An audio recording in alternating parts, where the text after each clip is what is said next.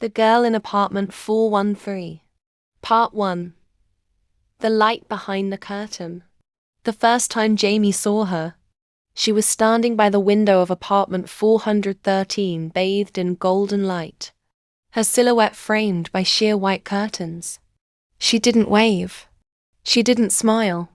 She simply looked down, as if searching for something or someone. Jamie had just moved into the building across the street. A fresh start, he told himself, after a brutal breakup and a year that left him hollow. The old, ivy-covered building with its antique charm had drawn him in. But it was the girl in apartment 413 who kept him there. Every evening, without fail, she stood by the window. Same hour, same grace. As though frozen in a forgotten time.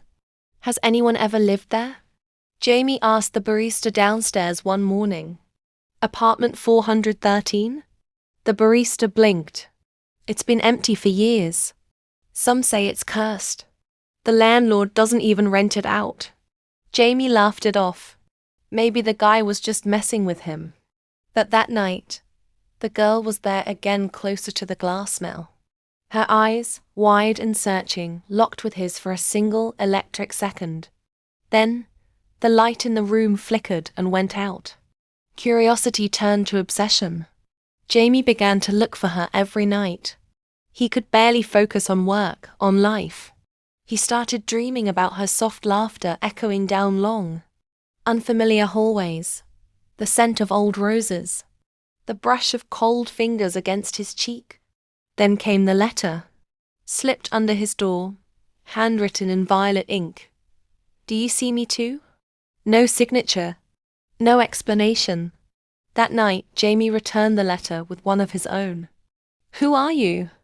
The next evening, the curtain pulled back slightly, and there she was, closer than ever.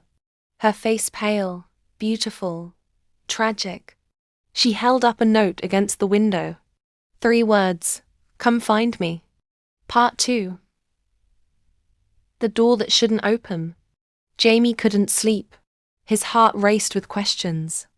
Come find me, what did that mean? Who was she? And why did everyone insist apartment 413 was empty? By morning, he had made up his mind. He crossed the street and entered the old building.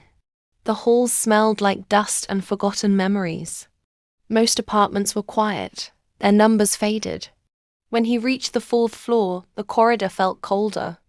A strange hush settled around him, like the air was holding its breath.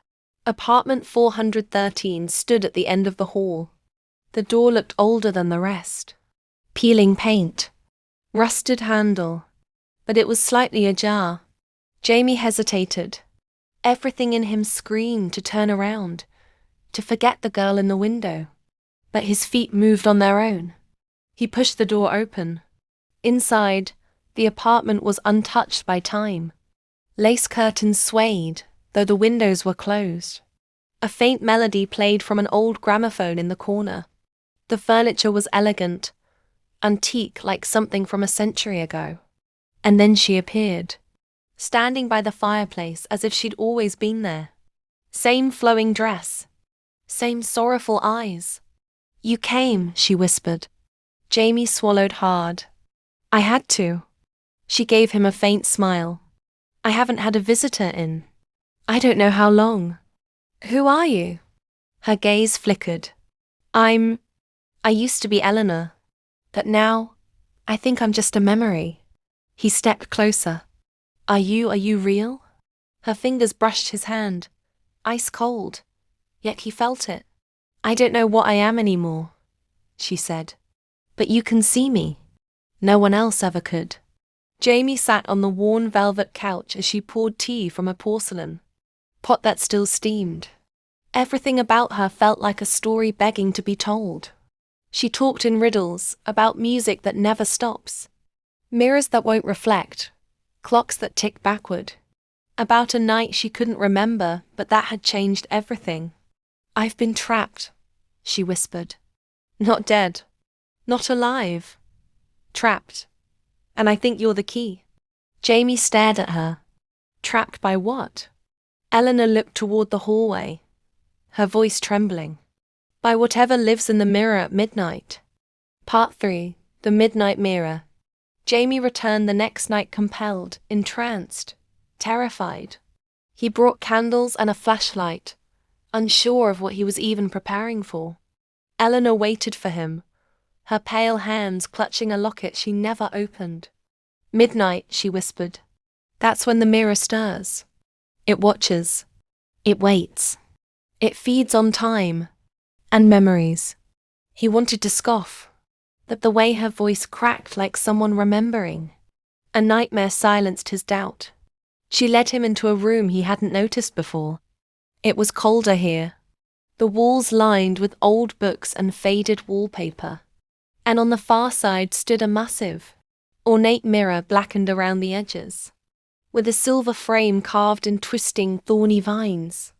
"That mirror," she said, her voice barely a breath, "is the doorway. It took me." Jamie stepped closer.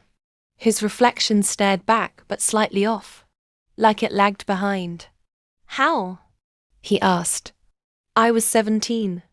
There was music, laughter, champagne. Then the lights flickered.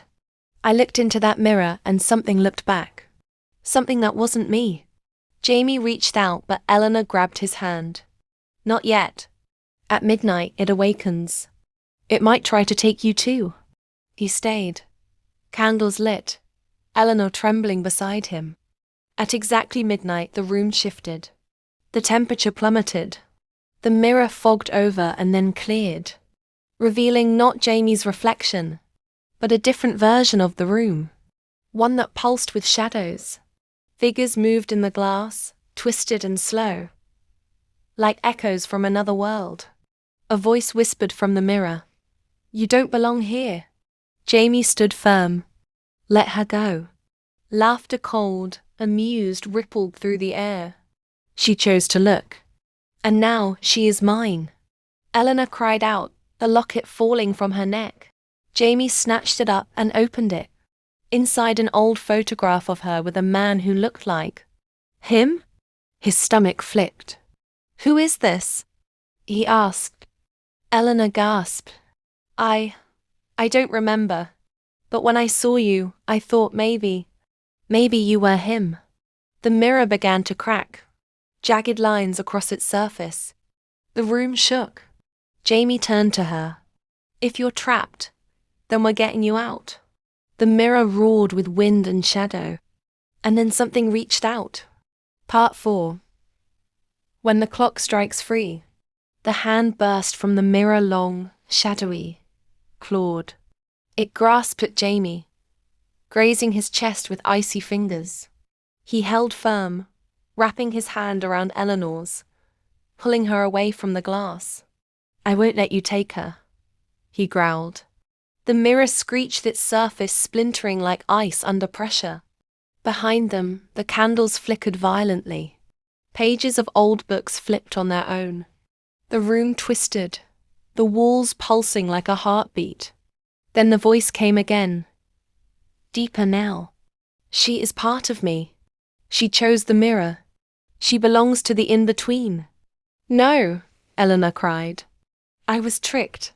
You lured me here. I never belonged to you." The mirror wailed, angry. The figure inside, a twisted version of Eleanor, eyes hollow and mouth sewn shut, pounded against the glass. Jamie raised the locket.